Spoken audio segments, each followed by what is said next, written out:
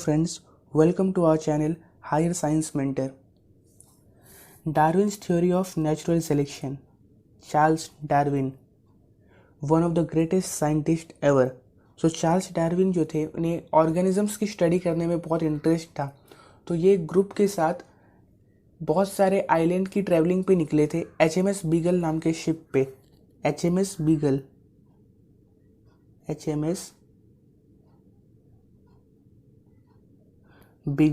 तो उसमें जब ये मले आर्किपेलागो आइलैंड पे पहुंचे तो वहाँ पे इन्होंने अपने बहुत सारे एक्सपेरिमेंट किए, बहुत सारे ऑर्गेनिजम्स की स्टडी की थी और उसके बेसिस पे बहुत सारी थ्योरीज दी थी। जो नेचुरल सिलेक्शन का जो मेन थ्योरी था वो मले आर्किपेलागो आइलैंड पे भी आइलैंड की स्टडी के बाद ही इन्होंने दिया था। So Charles Darwin had collected innumerable specimens of plants and animals. Depending upon the observation for those specimens, he published the theory of natural selection which preaches the survival of fittest. तो इनकी जो theory था उसका main purpose यही था, only fittest can survive. वो organism जो changing environment में अपने आप को मॉडिफाई कर सकता है उस इन्वायरमेंट के हिसाब से, वही सर्वाइव कर सकता है, बाकी सभी ख़त्म हो जाएंगे।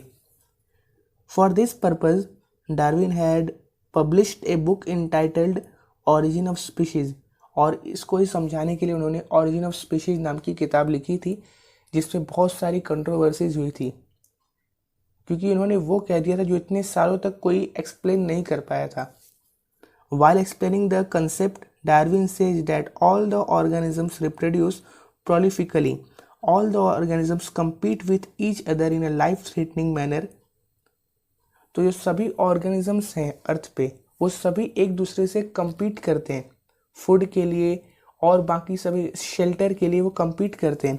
In this competition only those organisms sustain which shows the modification essential for winning the competition, और जिनके पास ऐसे मॉडिफिकेशन होंगे जिसकी वजह से वो कंपटीशन जीत सकते हैं वही ऑर्गेनिज्म सर्वाइव करेंगे, बाकी सभी ऑर्गेनिज्म सर्वाइव नहीं कर पाएंगे, वो धीरे धीरे ख़त्म हो जाएंगे। जो मॉडिफिकेशंस इसेंशियल होंगे जीतने के लिए वही मॉडिफिकेशन वाले ऑर्गेनिज्म सर्वाइव करेंगे। However, besides this natural selection also plays important role because nature selects only those organisms which are fit to live and rest perish.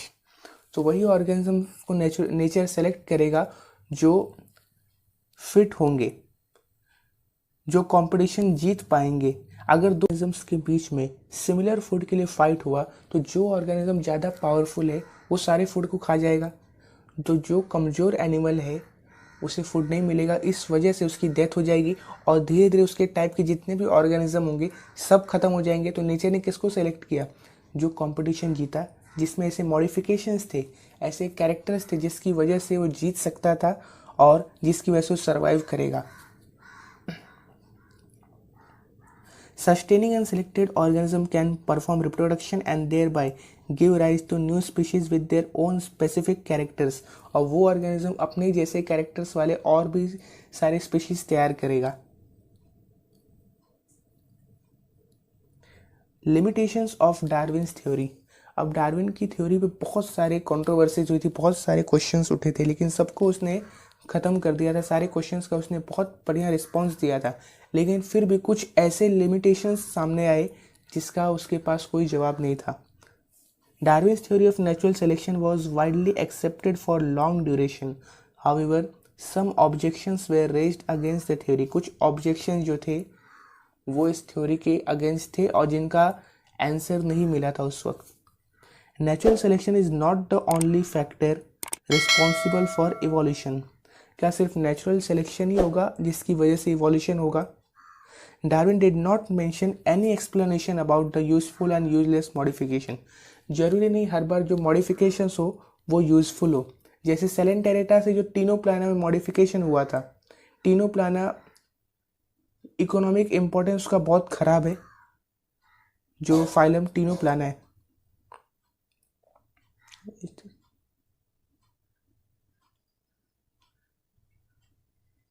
तो ज़रूरी नहीं हर बार जो मॉडिफिकेशन हो यूज़फुल हो, कई बार वो यूजलेस भी हो सकते हैं, उसकी वजह से रेट्रोग्रेसिव इवोल्यूशन भी हो सकता है। There is no explanation about slow changes and abrupt changes. Mutation के बारे में डार्विन ने कुछ नहीं बताया था। Irrespective of all these objections, Darwin's work on evolution has been milestone। ये सारे ऑब्जेक्शन के बाद भी डार्विन ने जो काम किया था वो एक माइलस्टोन की तरह है। तो फर्स्ट जो लिमिटेशन था वो है कि natural selection is not the only factor responsible for evolution. Second, जरूरी नहीं हर बार जो मॉडिफिकेशन हो यूजफुल हो, वो यूजलेस भी हो सकता है। जैसे बहुत सारे फाइलम जो है वो बहुत उनका उतना इकोनॉमिक इम्पोर्टेंस नहीं है, जैसे कि टीनोप्लाना एक फाइलम है एनिमल किंगडम का, सेलेंटेरेटा के बाद आता है। And there is no explanation about slow changes and abrupt changes.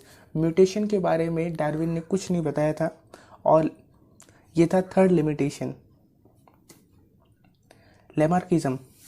Jean Baptiste Lamarck proposed that morphological changes occurring in living organisms are responsible for evolution, and the reason behind those morphological changes is activities or laziness of that organism. He called this concept as principle of use and disuse of organs. अब Lamarck ने अपनी theory दी कि जो morphological changes होते हैं living organisms के अंदर, वही इवोल्यूशन के लिए रिस्पॉन्सिबल है। और ये जो चेंजेस होते हैं ये जो भी एक्टिविटीज़ जो है वो ऑर्गेनिज्म परफॉर्म करता है उसके हिसाब से। जैसे कि यहाँ जिराफ है, इसकी गर्दन पहले छोटी थी, जब ट्रीज छोटे थे, धीरे धीरे ट्रीज का साइज जब बढ़ा तो ये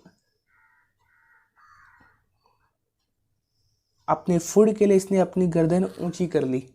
सो इस वजह से use and disuse of organ वाली प्रिंसिपल लैमार्क ने दी थी।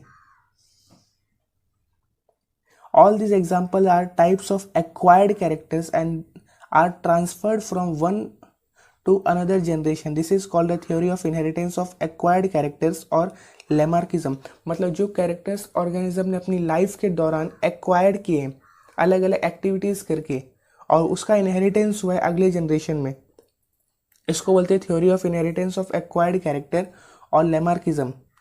Development of organs due to specific activities or their degeneration due to no use at all was widely accepted। इसे एक्सेप्ट कर लिया लोगों ने, लेकिन but transfer of those characters from generation to generation was rejected.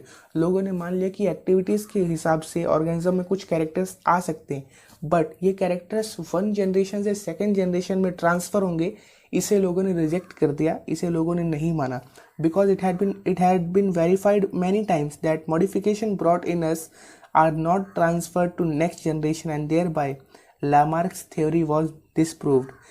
बहुत सारे scientist ने क्या किया, उन्होंने एक सिंपल एक्सपेरिमेंट बताया कि चूहे की अगर पूंछ काट दी जाए तो नेक्स्ट जनरेशन में जो चूहा आएगा उसकी पूंछ कटी होगी नहीं। तो उन्होंने 3-4 जनरेशन तक इस एक्सपेरिमेंट को कंडक्ट किया।